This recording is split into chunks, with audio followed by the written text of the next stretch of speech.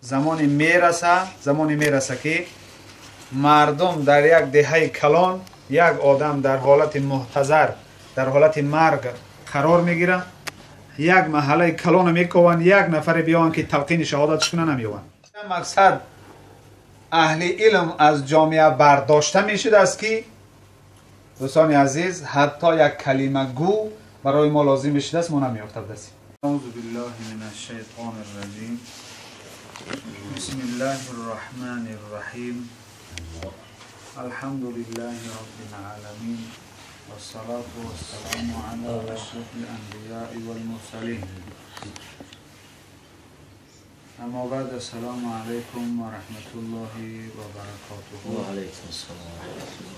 مهمانان بسیار عزیز و بزرگا و شخصیت های نیک، خدای مهربان نشستی که برای ما و شما الحال نصیب کرده است، پروردگار این نشست را نشستی پر از ثواب و نشستی پر از فیض و برکت الله نصیب روزی گردان. نمی چشمه که تو نکی مورا نمیماند در جنش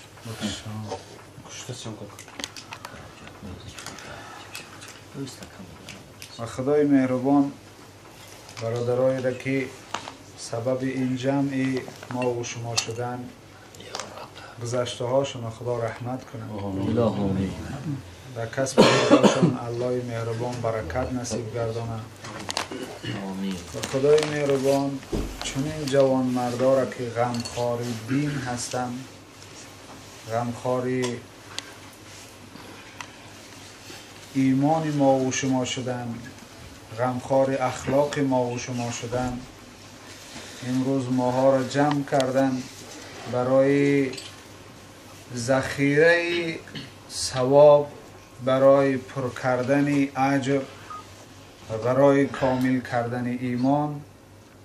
پروردگار چنین جوان مردا را در جامعه زیاد گرداند و این نشستا و پند نصیحت ها را پروردگار مهربان سبب دور شدن فسق و فساد و بلا و آفت ها خدا نصیب و روزی گرداند. برادر عزیز، در حضور ما و شما اکه بزرگای بسیار زیاد، اکه حاجی بزرگوار و ایشان داملا خطیب داملای ناحیه و قاریای بزرگ نشستیان. خدای مهربان این بزرگوارم در پناه رحمتش نگه بداره که در جامعه ما و شما نصیحتگو هستند. برادر عزیز، حال ماها امروز که در جامعه ما نصیحت کنا هستند، سوالامون جواب میگفتگی ها هستند، نیاز دین ما هر وقت بخواهیم از دین کدام نافهمی داشته باشیم در وقت داریم مقصد جای یک عالم یک نصیحتگر در وارم میپرسیم.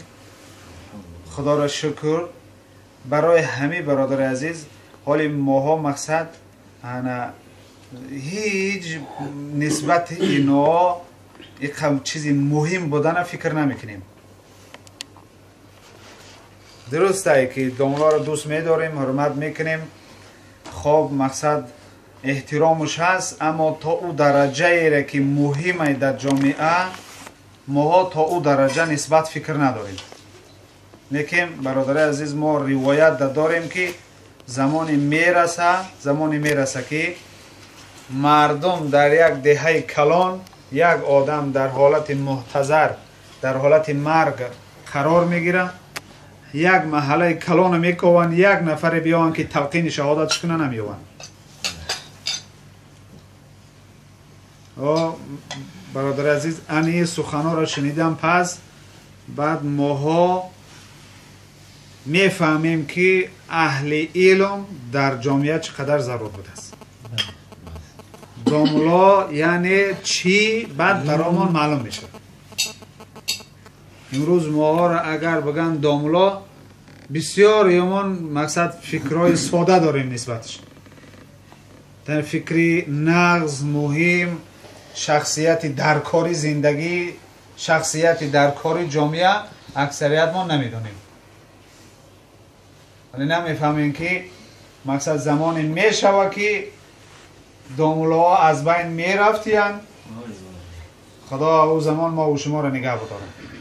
زمانی شوه که هیچ دامولایی در جامعه نباشه. تصور کنی برادر عزیز، همین طری میشده. این حدیث پیغمبر صلی الله علیه و سلم. زمان میشده که در جامعه دامولا دیگه یافت نمیشده، اهل علم دیگه یافت نمیشده. تا این درجه مقصد اهل علم از جامعه برداشته میشده است که دوستان عزیز حتی یک کلمه گو برای ما لازم میشده است ما نمیافته بدستیم. به خاطر همیشه برادر عزیز دعا کنیم که خدای مهربان در جامعه ما نصیحتگرا را، اهل علما را زیاد گرداند. خدای مهربان فرزندای همه ما و شما را، فرزندای همه ما نه، مقصد دعا نکنیم فرزند داملا را، خدا دعا کنیم که خدای مهربان فرزندای همه ما و شما را اهل علم بگردان، خواننده قرآن بگردان. پروردگار فرزندای ما را همون تا فرزندی بگردانه که حداقل بعد از سرمان همه الحمدلله را خوانده و بخشیده بتونه. خدای مهربان چنین فرزندا را در جامعه ما و شما برادر عزیز زیاد گرداند. یک حدیث پیغمبر صلی الله علیه و سلم من انشاءالله برای شما گوشرس میکنم، بعد نوبت بابا بزرگا انشاءالله برای ما و شما چیزی میگن. حضرت عبدالله ابن عمر رضی الله عنه از رسول اکرم صلی الله علیه و سلم حدیث بسیار بسیار زیبا را که در زندگی هر یک نفر این حدیث اگر باشه برادر عزیز به نهایت خوشی ها را در زندگی ما و شما میاره. همین حدیث برادر عزیز اگر در زندگی ما و شما عمل باشه، عمل در عمل قرار بگیره، یعنی ما همین حدیث در اخلاص کنیم و به همین مقصد زندگی ما رو بسازیم. به همین حدیث برادر عزیز بدانین که دیگر در او زندگی غم جا نمیگیره، مشکل جا نمیگیره، فکر زیاد، غم کمبود و ناداری هرگز از زندگی ما و شما جا نمیگیره برادر عزیز، به شرطی که اگر همین حدیث ما عمل کنیم. عبدالله ابن عمر میگه پیامبر صلی الله علیه و سلم گفتن خصلتان من کان فیه کتبه الله شاکرا و صابرا و من لم یکون فیه لم یکتبه الله شاکرا ولا صابرا. برادر عزیز پیغمبر صلی الله علیه و سلم میگه دو خصلت در هر نفر باشه پروردگار مهربان او را در نزد خودش بنده شکرگزار و بنده صبر کننده می نوشته است. او را می نوشته پروردگار که اینمی بنده شکرگزاره و بنده صابر صبر میکنه، صبر کننده های. اگر همین دو خصلت باشه، ولی دو مقصد چیزی را که خدا و ساده تر بگیم این دو زوانی های، دو مرتبه، دو مقصد نشانه خوب خدای مهربان در قرآن هر دی نشانه ها را یعنی شکرگزاری را و صبر کنی را پروردگار بسیار بسیار درجه بلند بیان کردگی. حالا درباره شکر ببینیم. الله میگه اعوذ بالله من الشیطان الرجیم اعملوا آل داوود شکرا و قلیل من العباد الشکور. ای خاندان داوود شما شکر خدا را زیاد بکنید، چون که بندگان شکرگزار خدا بسیار کمه. کم انسانایی که درجه شکرگزاری را برسه، شکر خدا را بکنه و او شاکر باشه، کم بنده ها هست. و صبر کننده ها هم برادر عزیز، صبر کننده ها هم خدا در قرآن میگه کسای صبر میکنن انما یوفی الصابرین اجرهم بغیر حساب. الله میگه کسایی که صبر میکنن اجر اونها را به حساب ما میتونم، به حساب. در شرح همین حدیث علما میگن ایمان دو تقسیم است، دو نصف است، دو قسم. نصف ایمان شکر است، نصف دیگرش صبر. کسی اگر برادر عزیز این دو خصلت داشته باشه، پروردگار او را شکر کننده و صبر کننده می نوشته است.